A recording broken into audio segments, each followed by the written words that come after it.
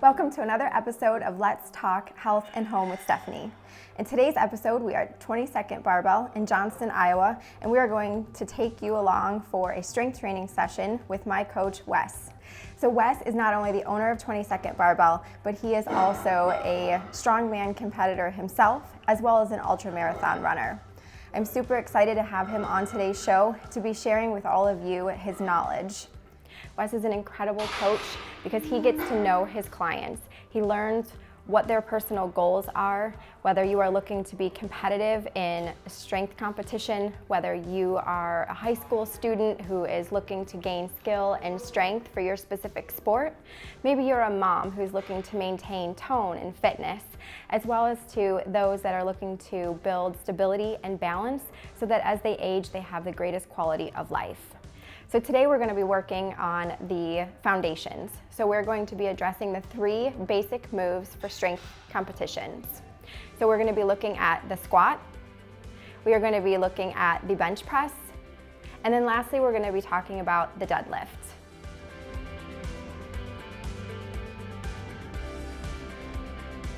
So on squatting, the energy comes from the ground, right? The ground has stored energy. We push it into the ground. It comes through our body in kinetic energy and gets released into a barbell, right? Mm-hmm. Same thing if we're hitting a golf ball, swinging a baseball bat, or throwing a football. It all comes from the ground. So where do you think this is coming from on the bench press here? The bench. The bench, okay. So what role does the ground play here? My feet are in contact. Feet, yeah. So what role do the feet play? The feet push again, are always grounded and pushing in the ground, right? But it's pushing your back into this pad. The more you can push your back into this pad, the more you can push straight up. So this part of your back becomes really important. This becomes our pressing surface. So in competition, this is the actual bent width. You know, you'll see a lot of commercial gyms will have smaller width. That actually creates less of a pressing surface. So this has a nice wide pressing surface. This is actually the correct height. Okay. All right. So our butt has to stay down. And we want to be able to get your shoulder blades pinned back behind you. So let's practice this. Let's practice scap retraction. So we're going to practice going straight back with the scaps, now pulling them straight down. There you go. Think about pulling your lats to your back pocket. Yep. That position right here, this natural arch of the back. So you're not trying to arch your back, you're just doing this from scap retraction. So people are like, well, we're overarching. It's actually not even an arch at all, just a normal arch of the lumbar spine. But you're getting all of your retraction from the scapulus, and this becomes your start position. This becomes the most important part. If the scapula comes undone, we start to get rounding, we start to get caving in of the shoulder, so we'll actually have this internal rotation going on, and this is where people get hurt. A lot of people hurt their front delt from this movement. Right, so, but we want to be able to be from a scap retracted position. Now, I talk to a lot of people that sit at desks all day long. So show me a desk position that we sit at. So unfortunately, you're right. So we're into this flexion position. So these muscles are used to being stretched all day long, right? And these muscles are used to being tight all day long. Well, for bench press, we have to be the opposite of that. So when I ask you to hold this for 30 seconds or more, a lot of these people can't do it. All right, so upper back becomes really important. All right, so what are some things that we can do to work on this? So think of it like if we sit at a desk for a long period of time, it's like holding a rubber band. All those muscles are being stretched all the time. All of a sudden that rubber band loses its ability to contract. It loses some of its contraction. So we want to be able to create some neutral spines at our desk, right? We want to be able to neutral with it. But just practicing this scap retraction, even some band pull aparts would be great for this. It would be good supplemental for this. Just to kind of an engager to remind that position. So imagine you have your band out in front of you and we're pulling that band apart. That's what I'm imagining with the bar. So if you're actively pulling that bar apart, we're maintaining that back in its position. Because if anything's gonna go wrong in this press, it's those shoulder blades are gonna come undone. So let's lay down and let's work on getting those shoulder blades. So yeah, Stephanie's using the outside of the bench, the racks. We've taught her this before, using these racks to squeeze those shoulder blades together. Yep, so she's working her upper back into position. Yep, that's great. Now we're nice dug in with the feet. We actually have a natural arch line through her back right there, so this is really good. So And when we grab this bar, again, we're gonna use the Olympic rings. We can go thumb space away is always a good rule of thumb. You've been doing this long enough that we can bring it out to the Olympic rings. We're good. Nope, we're on the pinkies on that ring. You're perfect right away. So we're gonna pull that bar apart and be active right away. Yep. So it's actually creating torque in this ball and socket joint, much like the external rotation of the feet in the squat. We're gonna take this out. That's our start position right there. So if anything goes wrong on the bench, it goes. Shaking. Yep, I know. That's good. You should be actively tight. Yeah, that's good. If anything goes wrong on this bench, just like the squat, it happens in these first couple movements, the unracking of the bar. So let's talk about some of that. Let's go back to that. Get your pinkies on that ring. Oh. Good, there we go, pinkies on that ring. Okay, give me an unrack here, but this time let your shoulder blades come out. See, on this time you kind of press the bar out and you lost your shoulder blade position. So let those like kind of sink out, just so it's a bad example of what not to do, right? Okay. So we want to stay maintained with those things tucked in. So now when you press it out, let them come out once.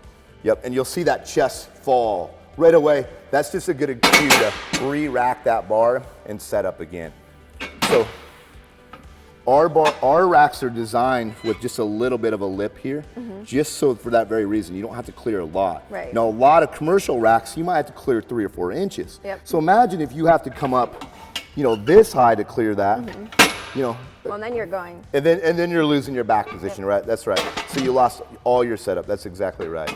So if you have that weird position, choose the lower one over the taller one. Yep, okay. Yeah, at home racks, a lot of them have big gaps between, so you have that conundrum at home too. Use a handout, always have a spotter on squat or on bench press. And then choose the lower height if you have to. Otherwise, this is perfect height for you. So now let's go back to it correctly. Good, your upper back in there, that's great. All right, grip. I can tell she's gripping it tight because the white knuckles. We're pulling it apart and we're trying to bend it. There you go, really good. So I can feel the energy in this bar from your body. Your feet are dug in, you're shoving your back, your butt's on the bench. You're taking a big breath of air. Yep, touch your sternum, we'll come right back up. Big breath of air. There you go, good. Good, give me 2 more. Good, 1 more here. Terrific. Good. So, a good example of hand position and where the bar should touch is always think about this part of your arm, your forearm right here, being perpendicular to the ground. Okay? So let's bring your grip let's bring them in ultra narrow. So a narrow grip bench press. This would work your triceps more. All right.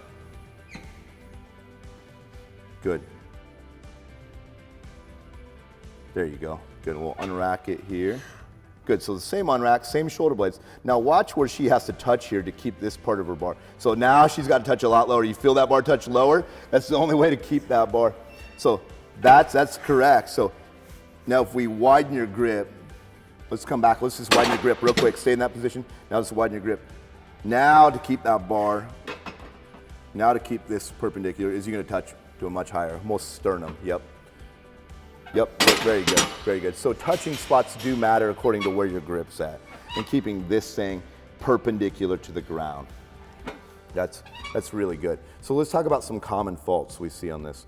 One of the most common faults, besides the shoulder blades, this is easily it. You see people just lay really flat back or really rounded over, and then they'll immediately bring it out. I don't even want you to do it. I don't want your shoulders to be in that position, but you'll immediately bring it out, and they'll press from this position, right?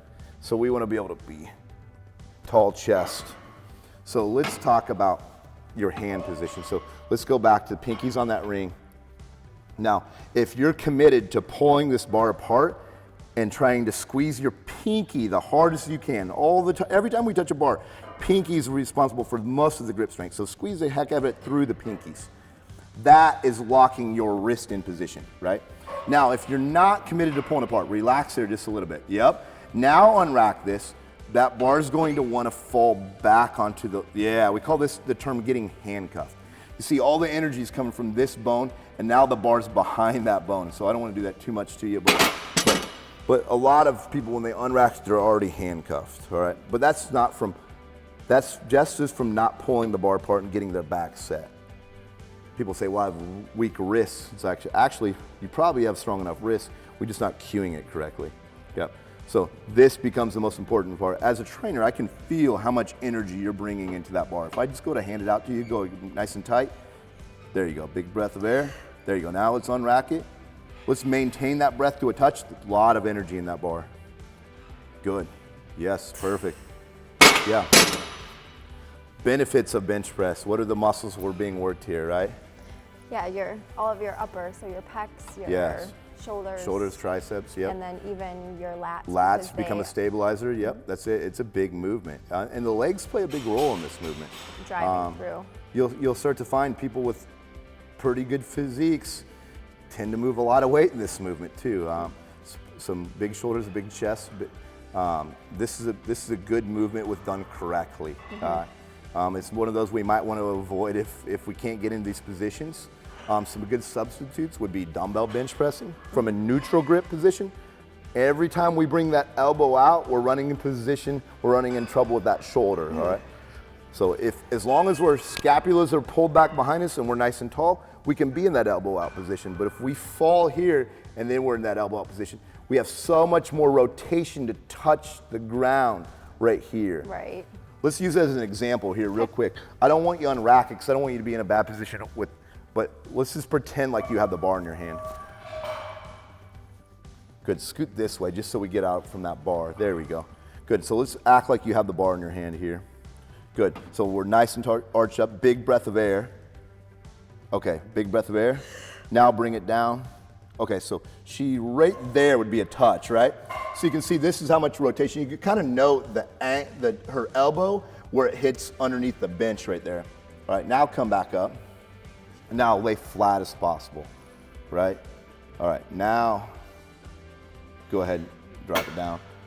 Keep coming, keep coming, keep coming, right there. Now see how much further her shoulder had to stretch in order to achieve that same press. Yeah, and then you feel it almost all that dumps into that front delt right there.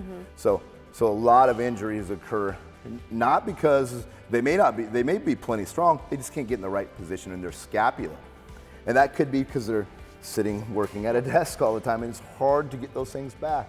So we do a lot of work with the scapulas. We foam roll them, we massage them, we work a lacrosse ball through the scapula pit right through there, just to try to open that area up. A lot of activation for the upper back occurring here.